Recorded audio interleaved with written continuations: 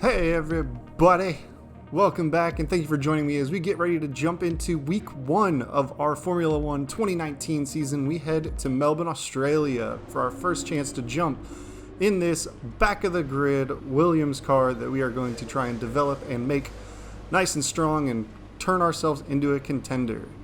If you missed episode 0 of the prologue, you can go ahead and hit the link in the description and jump and check that out. If not, this is also a good place to start since this is the start of the actual season. I'm going to take a quick peek at the weather forecast and see. It looks like we're going to have a pretty dry weekend, so that helps us out since we're really still getting the reins on the way the car goes. It would be real rough to jump in straight to a wet session.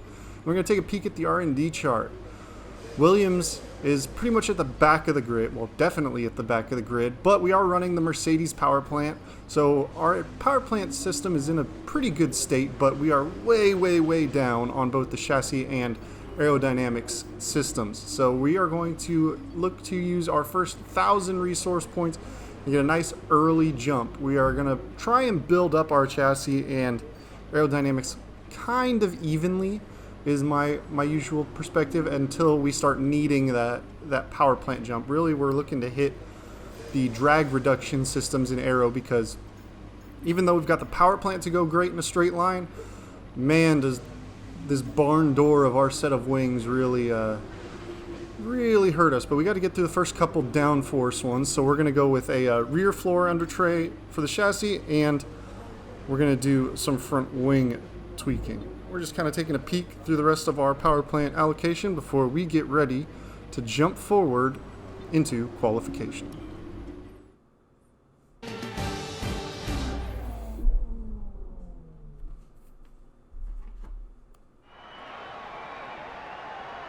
We're just about ready to kick off today's qualifying here in Melbourne. It's the Australian Grand Prix.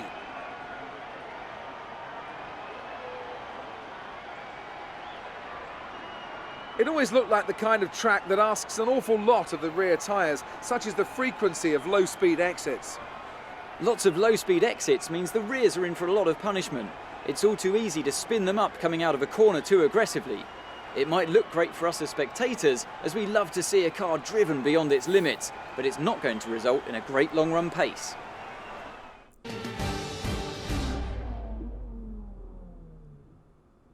Alright, here we are jumping straight in to start our first flying lap in the Williams car. Had a little bit of an outlap to get a feel for it. And now we're going to jump in and see what kind of time we can stack up. Really our main goal, since our car is so far down, is really to beat our teammate. And so this first lap is kind of a banker lap. So we're going to be a little tentative into some of the braking zones, a little easy on the power out of some. We're really trying just to not lock up the tires. So usually what we'll do is we'll run our first laps right as the session starts to get a banker in. I'll usually run one, then run a full lap, recharging the ERS and saving fuel, and then immediately run another one right after that to see what kind of lap time we can get on the first set of tires, and then we'll jump in to a new set towards the end of the qualifying session after the track is rubbered in. So here we are, we're just starting to see the first times getting set. We're very early out on the track. This high-speed chicane, those curbs can be a little bit tough on us. They tend to trigger some spins here and there. It happened a couple times in the practice session. As we get ready to head into the last couple of corners, we'll see what position we shake out in as we cross the line for the very first time and head back to the garage after that.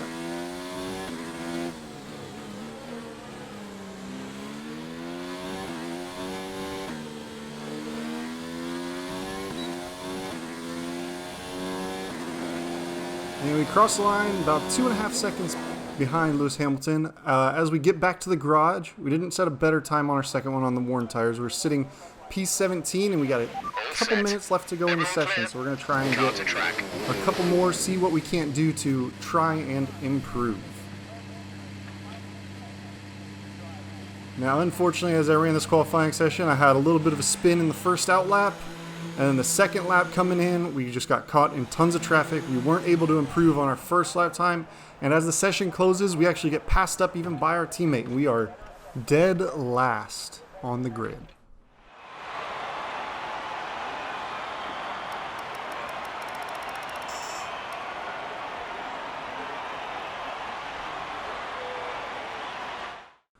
So here we are as the lights come up on the grid for 5 red lights. And lights out and away we go. From the back of the grid, we'll see what kind of positions we can make up in this first lap as everybody's all bunched up. We have a little bit of a slow wheel spinny getaway. So everybody kind of opens a little bit of a gap to us, but the long braking zones with the train all bunched up gives us a chance to kind of run in. We're trying to look left, right. We're trying to find a lane to get around some of these cars. We go down the outside because everybody's holding the inside to kind of block off pushers. Stroll gives us a little nudge as we try and get alongside and slot in behind him. But just like that, we are up to 17th out of 20th. And we have a few cars hot on our heels. And here we are in the next sequence of corners. No real ground to be made up, but we do get a good run off the outside there. We're going to go around the outside of Stroll. We're going to slot right in behind Weber. Stroll runs into the side of us coming down the straight section there. And then we get by Weber in the next corner. So here we are up into 15th, Lando Norris in front of us. And we've managed to jump several cars. We really need to make up as much ground as we can while the field is bunched up because our car's raw performance being so far down and so low is going to make it a lot tougher for us to hold positions once the field spreads out. There's Weber trying to get back around us. We give him some room on the outside, but he's not eager on the power as he swings out wide onto the curbing.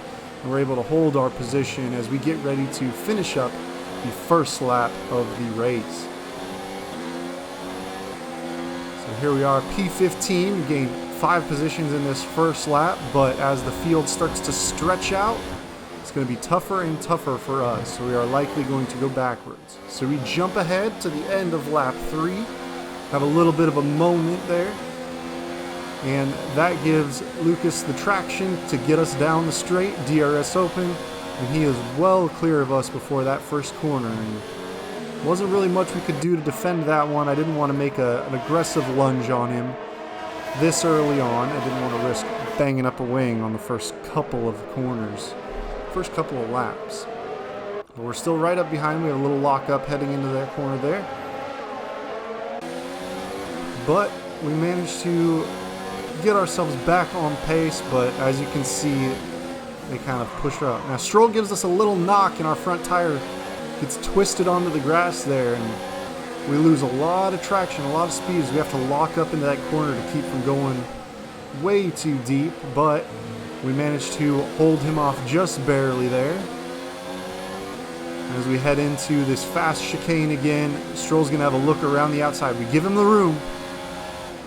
As we come to the left and then the right, but we managed to hold him off. And we see one of the front runners, a Mercedes of Bottas, is out. Caution. Looks to be a mechanical failure. There he is directly ahead of us. So, well, at the very worst, we can only come 19th now. We can't come 20th. So no matter what, We're racing again. we're going forward on the grid from our qualifying position. In a back marker car like this, where you're trying to make any progress you can, you just got to look at any bright side. We have a teeny bit of wheel spin coming out of the final corner, and that allows Stroll to get a run on us, and he's going to get down the inside and past us into turns 1 and 2 as we head down the next straight and jump ahead. Now Stroll, as you can see, is also running that Mercedes engine with Racing Point there, but his better aero means he's a lot quicker in that straight line as we get up to speed, especially down the main straight, and he's starting to open up gaps to us. And we now have the McLaren of Carlos Sainz right behind us on our gearbox, and he is going to look down the inside of us. He's going to get all the way through into that first corner, but that tighter entry means we can exit strong.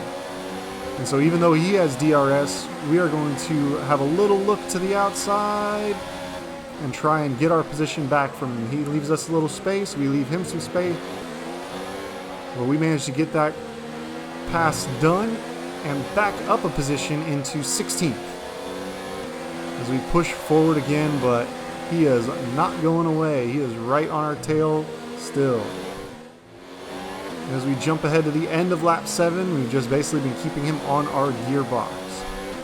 Now during that last jump to the end of the lap there, we got news Car ahead is a second a lap that faster than you. Daniel Ricciardo and Lance Stroll are having issues with their car, as we again have a pass and repass on Sainz heading into turns 1 and 2. So hopefully that gives us a chance to reel in those quicker cars.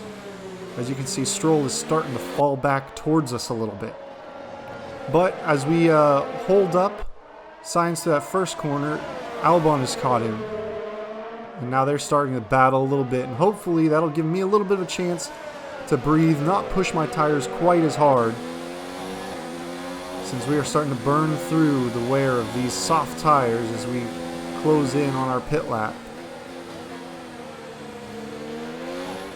And here we go. Sainz and Albon all pitted before us. We managed to get through and head to our pit stop on pretty clean track.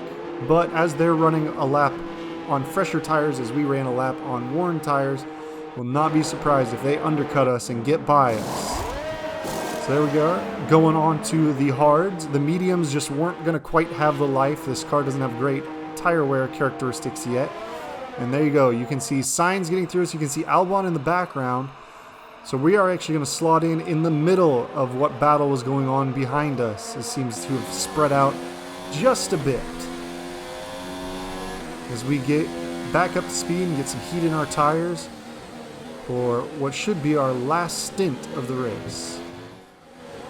So here we are jumping ahead to lap 13, and you can see Ricciardo right ahead of us, but you hear from our engineer. Now he's being vague. He says they've fixed the problems, but it is Ricciardo whose mechanical issues have been fixed.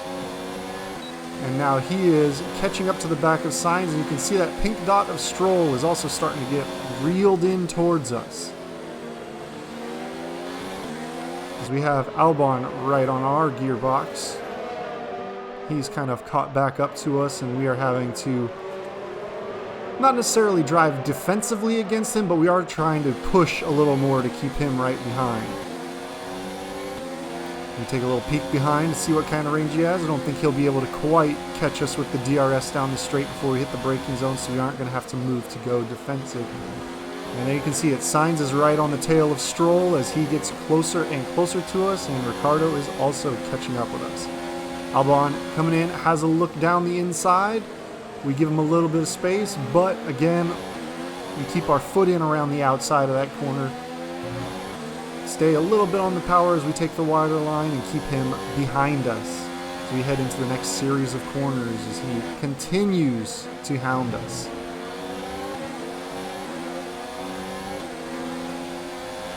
And now you can see on the mini-map that orange dot, and just ahead of us you can see Sainz has gotten past Stroll, and now Ricciardo is climbing up on the gearbox. As we close in through this fast chicane and into the next DRS range, we may see Ricciardo try and make a move on Stroll and clear him some space. So let's see what goes on down the straight, as we also have Albon looking to make a move on us down the straight. And as we come down the straight 2 by 2, both challengers have to back out. Neither Albon or Ricciardo are able to make the passes and move up, so this running order stays the same as we head into the tight second to last corner, as this train really bunches up as we get ready to head down the next main straight and jump into the DRS range again, heading in to turn 1. But nobody really makes any lunges there. We keep ourselves in this running order through turns 1 and 2, headed down to a sharp turn 3. Albon's going to have a little look as you see that arrow behind us move to the right, but then back into our slipstream. He thought about it, but he's not going to actually go for it quite yet. And so here we are holding station, trying to preserve our tires as much as we can while in a four-way battle for position. We got a little bit of wheel spin there, and it's not going to be good for our longevity in these tires, but that's why we went on to the hards instead of the mediums. We have a little look to the inside of Ricciardo. Think better of it. We don't want to have our wing chopped off while in a four-way fight. Unless we have a pretty clear move and a good run, we're going to kind of hold station as we get ready back through this fast chicane again. This time we're much more bunched up as we head into this DRS range, and a much better exit. Ricciardo looks to the outside. We jump to the inside. We're 3 wide into the braking zone, but we've taken the tightest angle, the inside of the corner, and we're actually able to get through both. And we jump back into P15 as we suppose Stroll will probably fall further back, but Ricciardo's engine is back up to power, so we are going to have a battle on our hands as we continue to try and keep Ricciardo behind us. And Ricciardo, being famous for his late braking dive bombs, is something we are definitely going to have to look out for. Okay, you're catching the car ahead, but remember, we need to get to the end of the race on Yes, these thank you, tyres. Jeff. I know, I need to keep the tires intact too, which is going to be extra tough in this battle, as we have to do both. Keep our tires alive while defending our position. So far, Ricciardo seems to get a run on most of the straights, and we tend to get a little bit of a lead in the slow speed out of the corners before he starts to make up. So we're going to hold tight to the right, cover off before we swing back out wide to the braking zone. And he's right on us. Now we have a little bit of wheel spin on that curb, and that loses us exit speed, and well, Ricciardo's able to easily shoot up the inside. Okay, we lost the position. As we had that wheel spin, the car got loose as well, and we actually had to counter steer towards the wall. Very scary moment, as I basically had to run straight towards what I was probably going to try to not crash into in order to save the car and keep it from going all the way around. But here we go. Just trying to hold station behind Ricciardo. We do have DRS, so we are going to have a little bit of extra help down the straights, but counter that with our bad aero in general, and it really just boils up to a recipe of where we're just going to try and hold station. Down this first one, we get a little bit of a rundown, but not enough to get into the braking zone. We are right on his gearbox as we head out in DRS zone 2, as we get ready for the hard braking section of corner 3. But we're going to get on the brakes early, save our tires a bit. Not enough room to really dive in there. So we're trying to drive a little less aggressively. But again, we don't want to keep going backwards. Even though, we are a back marker car, we're not expected to do too much more outside of the last 2 positions. We want to perform well, and if we can make positions up due to mechanical errors, and then once they're fixed, we get back on it and defend our positions, that's great. But you can see Stroll is holding up Albon and our teammate George Russell behind us as that gap starts to open up, and we still just about stay in the DRS range of Ricciardo, so we're able to keep ourselves in touch with him during these straight line areas. And here we are coming in the last little sequence of corners. We're actually pretty close up. We actually get late on the brakes. We get right on his tail, as we have a chance in this next DRS zone if we get a good exit, which we do, and get a run up on him. As we're in the slipstream, he defends to the inside, so we're going to look to the outside. We get a nose ahead of him into the brake zone. We give him the space on the inside, and he squeezes us down the inside of turn 2, but we're able to get DRS in this next straight, get on the power strong, and make the pass and get by him as we head into the next heavy braking zone. As we get towards the end of Sector 1, and try and just keep pushing and keeping him behind us. So we're going to jump ahead They're speeding up again, back so I to expect they fixed one of lap the problems. 19. And you hear Jeff telling us that Stroll has now fixed his issues. If you look at that mini map, look how far back that pink dot is, even behind our teammate, that pale blue of George Russell. And we've managed to keep Ricciardo behind us pretty decently in the last couple of laps. He's not pushing as hard as he was earlier. Seems to be content to hold position behind us, use our DRS, save some fuel to make a lunge towards the end there as we hit the end of lap 19, and we have less than 10 to go. Okay, gap ahead is 9.8 seconds. And now we jump ahead just one full lap essentially, and Stroll is already on our tail him being fixed, he has massive pace as we come into the final sector. And look at that. He's got enough of a run with DRS. He goes down the inside of us, nudges us a little wide, and he's through. He went from being dead last and probably a good 6-7 seconds off the pace to get by us in about a lap and a half after fixing his issues. So that car has some massive pace. So we are going to be lucky just to push and stay in contact with him, because that's going to be our goal. Because the more we can keep him just ahead of us and we can slipstream off of him, DRS off of him, we know that we're going to open up a gap to Ricciardo and George Russell behind us in his Williams car. As you can see, just them battling bit by bit right behind us. Somehow George Russell's gotten through Daniel Ricciardo. He must have made an error somewhere, because he's dropping back even though he's got the on paper faster car, and just from our battles with him, we seem to notice that he's a faster car too. This pace is strong, but be aware your tyres need to go the distance. And not much goes on. You see Stroll pulling ahead of us a little bit more each and every lap as we basically hold station. Russell holds station as we jump to the end of lap 27 and blue flag conditions. And you can see that brighter blue dot. That is Lewis Hamilton catching right up on us 6.9 in first place, about to put us a lap down. So we're hoping that he can make a move without disrupting us too much. As I try to leave him the inside on this corner, he decides not to take it. I was even very early on the brakes to let him brake at a normal position to try and get by us. And as much as I don't want to be holding up these leaders, I'm trying to leave him space to get by and not compromise my own line until I can finally let him get by me.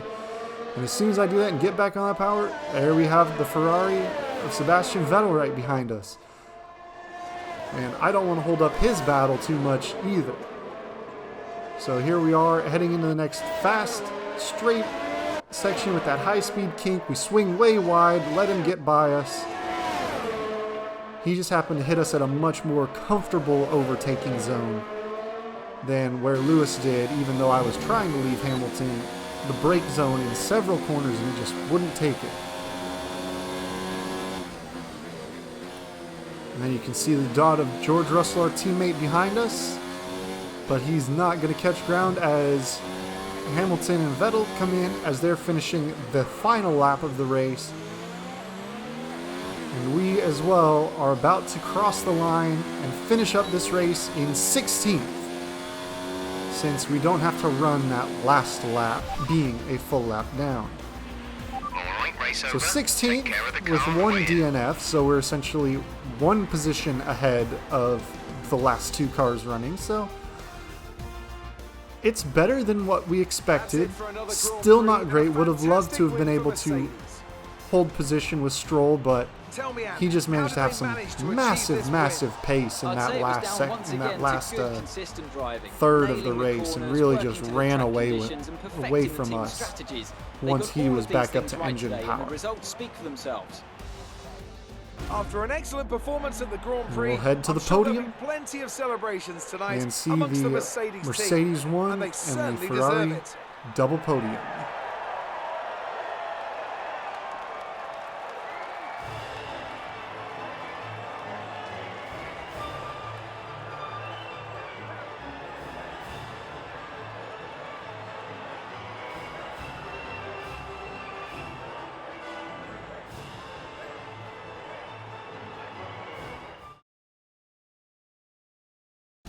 Let's have a quick look at how the driver's standings have changed. After an incredible performance, Lewis Hamilton secures the top spot in the Drivers' Championship. So, Anthony Davidson, who would you rank as your driver of the day? It's got to be Lando Norris, hasn't it? Smooth, confident and assured. I've got no doubt that he and his team are going to be over the moon with his performance today. It's time to see how things are shaping up in the Constructors' Championship. Ferrari take the lead at the top of the table. After an event like that, who knows what the sport has in store for us next time? Be sure to join us again as we continue to bring you the latest excitement in Formula One. You can actually see that even after getting by us, Stroll, with his massive pace, also caught up past his teammate Perez and Carlos Sainz to gain another 2 positions after getting by us. Great work out there today. Let's have your thoughts. That was a good race for Lucas. Are you pleased to see him doing well? Yeah, it's good to see Lucas well, but I'm here to talk up my team. This is my interview, so car's coming along nicely. You've had experience with Devon's fast, aggressive style. Any advice for the drivers he passed today? You just have to be as tough. You have to be determined. You gotta find your gap and just go for it. You gained a lot of positions during the race, didn't you? Yeah, I'm gonna say the car is nimble. We have to make some serious upgrades in our chassis department, but you really looked in control of your car out there. Your team must be thrilled.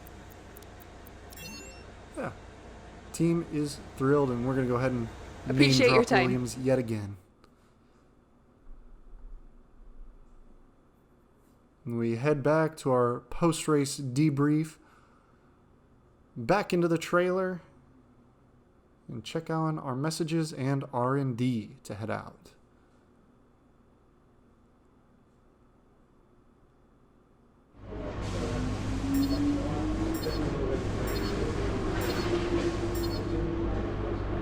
So our little in-team rivalry, we take a peek through between the qualifying and the race. We managed to gain 1 point on him.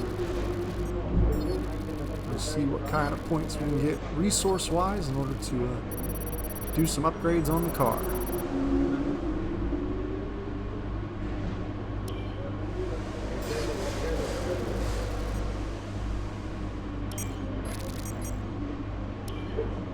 Excellent result today. Finishes like that will look good on your contract reviews. On to the next one. Now as we You're not the only finished driver to be 16th. handed by the press. Emails like the one I've just sent you will give you an insight on how your former Formula 2 rivals are handling the which is press. expecting us to Be sure to check your emails regularly, as I'll be sure to send you any of equates the to more, 19. let's Now say, we do have a interesting stretch press goal on our transcripts that come my contract way. that's worth an Looks extra like one of your 600 rivals has also been points, invited to a it's historical only good event. for the next 2 races. This That's could be a coming good to opportunity to play up your 14. rivalry for the press and So expand your we've got to reputation. make up another 2 positions somehow. Check through, see what Carl has to say for us. Yeah. We will do the invitational event just in the middle. We'll record those, but I will be doing those to get the rep. And take a quick little peek over what our rivals are saying about us. Talking crap about us? Nah, they've been pretty good to us.